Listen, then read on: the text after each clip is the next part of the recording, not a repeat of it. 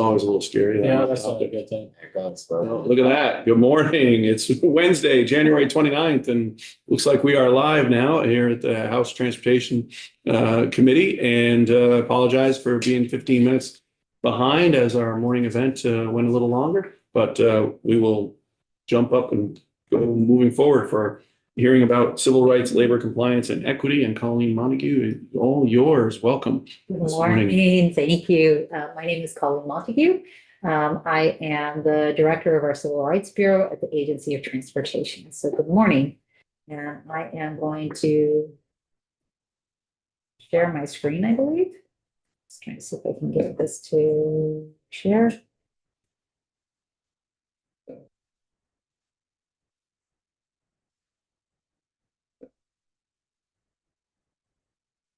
Seeing that?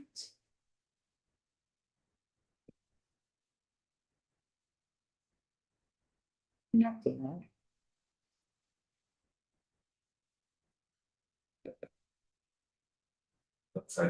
Sharing, awesome. Okay. Presentation mode. There's a few things. So I can actually see the screen. All right. So good morning again, Colleen Montague, Agency of Transportation. I've actually brought with me our Deputy Director, Rachel Campbell, who's sitting in the room with us, and our Director, Jana Morris. I have been the director for probably the last almost 2 years, and have worked in our civil rights section for quite a number, almost for my 27 years at the Agency of Transportation. And so a little bit about who we are. I'm just trying to move this over here. We have a team of 8. They take responsibility for a lot of our labor compliance, contractor compliance. As you can see on the screen, we really try to go above and beyond compliance, and we promote education, culture of respect, civility, inclusion. We do a lot of interactive training. And so a lot of things that we've been doing over the last year is we have equity champions across our agency. We have a total of 40. These are folks who are really working with the public, working within our agency, that are making decisions on behalf of the agency. And so looking at that, how do we make sure we're not unintentionally creating barriers or anything for the Vermonters that we serve or the public that we serve. We also do translation services or work as a translation entity to make sure that, driver's manuals and signs, if they get, pulled over by DMV enforcement, that there's information there to help navigate access to programs and information. We do a lot of our outreach. We've been very involved in this for a very long time, and looking at how do we go to events, how do we bring people with us? Typically, we go to an event, we bring, somebody who can show somebody how to navigate the online system and actually apply and get past that hurdle, but also talk about the jobs, right? They want to hear from the engineer. They want to hear from somebody who is out working on the roads. They want to hear from a planner, whoever it might be. So we go to quite a number of events throughout the year. You can see a couple that are mentioned here on the slide. Women Can Do is a really big event. We have a National Summer Transportation Institute, which I will say, very proud of. Vermont is a national model for this program. We get federal funding for that. We also tend to go to a lot of our local universities, UVM, Norwich, and Vermont State Universities. Those are our main feeder for a lot of the positions we have. We had a vacancy rate of 8.6, which has been the lowest that we've had in the last 5 years, which has been really nice, but something we need to still look at. And we also worked on the Transportation Equity Framework, which was developed as a guide to inform actions that can achieve transportation equity and future investments. A little bit about who we are. Take this to the next slide.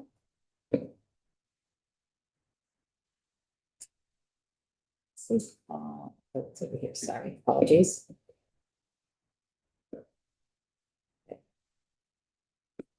So a little bit about the equity, the Transportation Equity Framework. It can be understood as a positive extension of Title VI that prohibits recipients of federal finance assistance from discrimination based on race, color, national origin, or any program or activity.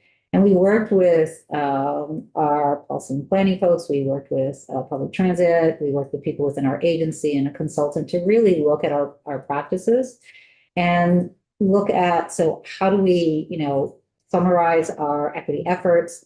Where do we find stakeholder, our partners that we work with for public involvement, making sure that people have access when we're coming out there to tell them about work that's going to be done in their communities. And also the pillars are organized into actions and strategies to achieve the vision for the transportation equity framework.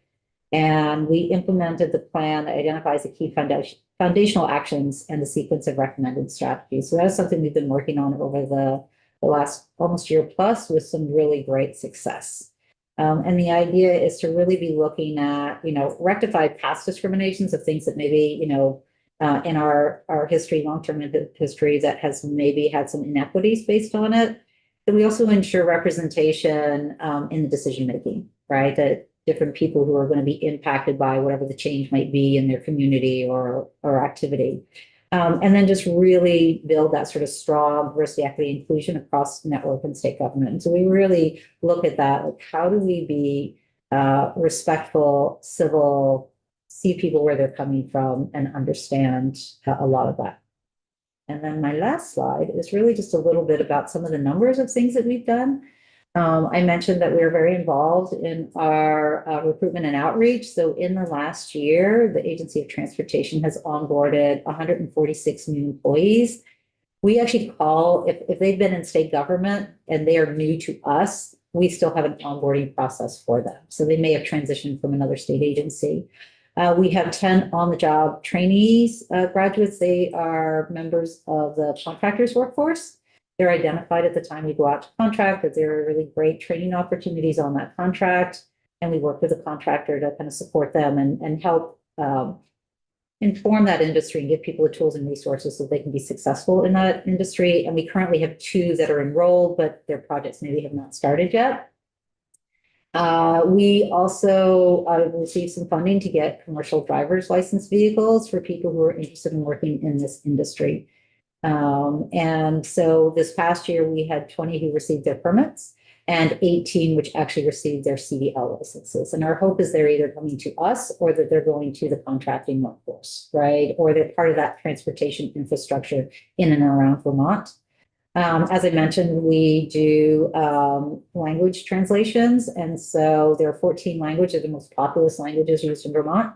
Are available for public accessibility statements, our Title VI, ADA complaints, the driver's manual, places where the public is going to interface with state government, specifically with transportation. This past year, we went to about 86 outreach events and we had 21 internal training events that we get involved in. We work very closely with our training center. I believe they were here last week or the week before.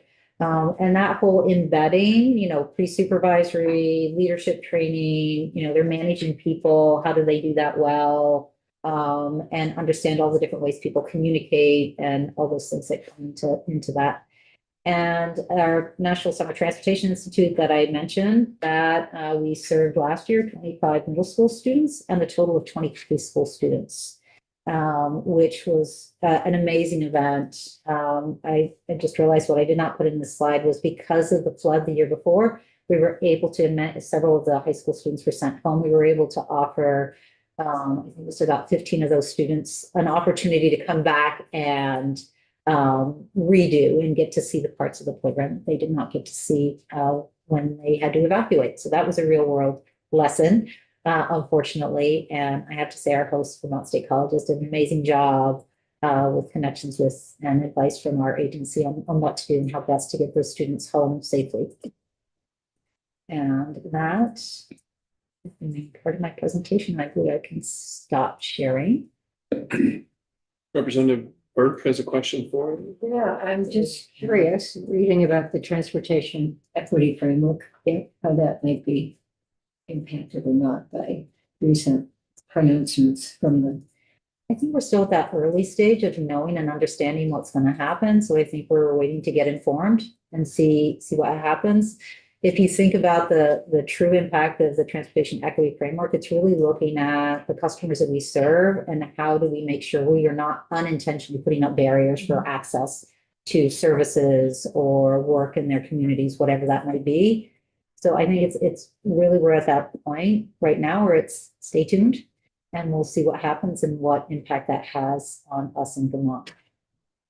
Thank you. You're welcome. You're welcome.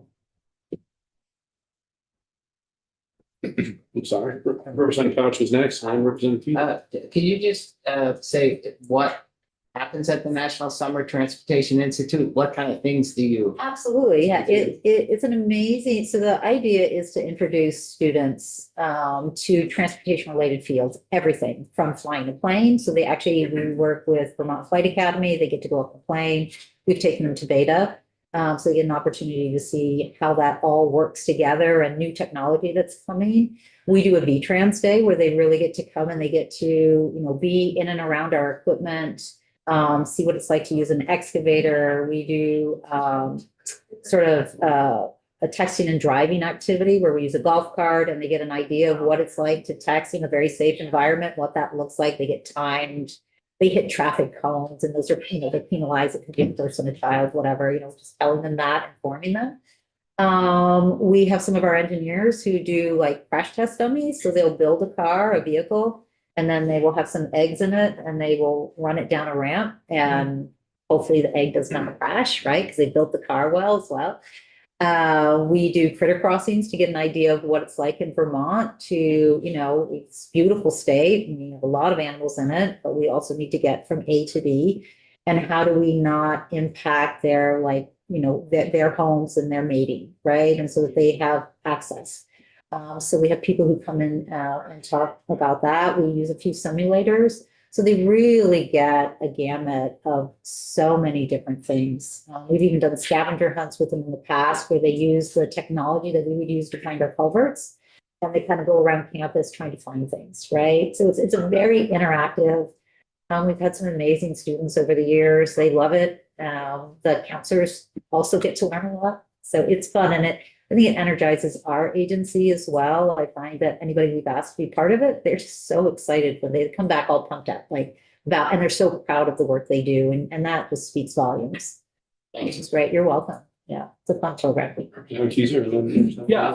Explain to me the Certified Disadvantaged Business Enterprises. So that is a program that's been around for quite a number of years. I've been here 27. It's been around for much more than that. And so the idea is there's a lot of federal dollars that come into the state for contracting opportunities. It is a historically white male dominated type field, construction, that sort of idea. And so the idea of the program is to allow small businesses to come in and have an opportunity to bid on those dollars, to be included in that either as a subcontractor that maybe historically they would not have been able to participate in. So there is a very robust certification process. They need to be 51% women or minority owned. They have to come with under a certain net worth threshold. We do a site visit. They need to know the business and be integral to that decision making. So somebody can't just set somebody up in business and set their daughter, wife, somebody up in a business that somebody else is making the decisions for. So it's a pretty robust, every state has one. We have a unified certification program. So if somebody is, say, certified in New Hampshire we share a lot of similar contractors, Maine as well. If they are certified and have gone through that process there, we get their documentation and we can do a reciprocity certification as well. So you're welcome. Thank you. It's great to see that the Vermont Driver's Manual is translated Yeah. into 14 languages. I was just curious what that looks like for the driver's license exam. Then, if someone is maybe not fluent in English, are there accommodations made? So that would not be an answer I could directly answer Okay. on that one. So I apologize for that. I'm happy to see if we can find out some additional information, if that works for you. I think our DNV is very well versed on access to translation services, Mhm. but what their process looks like, I unfortunately don't know the answer to that. Okay. Thank you very much. I appreciate your time. Appreciate you coming in today. Our apologies for having to have to wait outside the security. That's okay. So, happy to, yeah, happy to be able to have the opportunity to share a little bit about what we do. Yeah. Everybody, that's a change. So Thank you. Yes. You're welcome. are we, any other pieces? Or you're our presenter for today. I know you're listed on the agenda, but you're here for support. I'm just here for support. Absolutely. Colleen should have been the only one on the agenda. Ah, I always appreciate the support. And, you know, our agency is all about like, you know, knowledge transfer and learning. And so Rachel is new to our agency and this is her first opportunity to be able to come and see what testimonies look like and a little bit about what we do. So we're gonna get you in the witness chair. at some point, She's retired, Gary Melvin. Oh, yeah, Lori is retired. Lori retired last. So you're in the same side. Yes, Mike came with Lori a couple years ago. So I had an opportunity to meet some of Okay, these. Yeah, great. yeah, thank you. She is happily loving retiring. Excellent.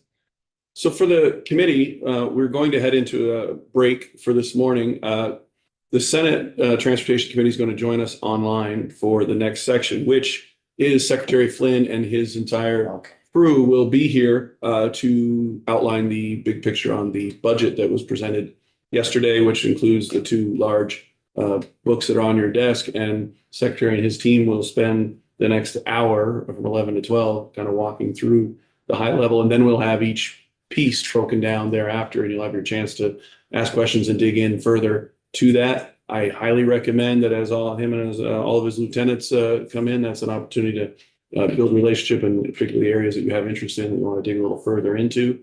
And so we will definitely start on time by 11, but they will be filtering in by 1:15. So it's potentially worth your time to be there and to meet. And they're all listed on the agenda piece, but they will be back in to go deeper into their sections.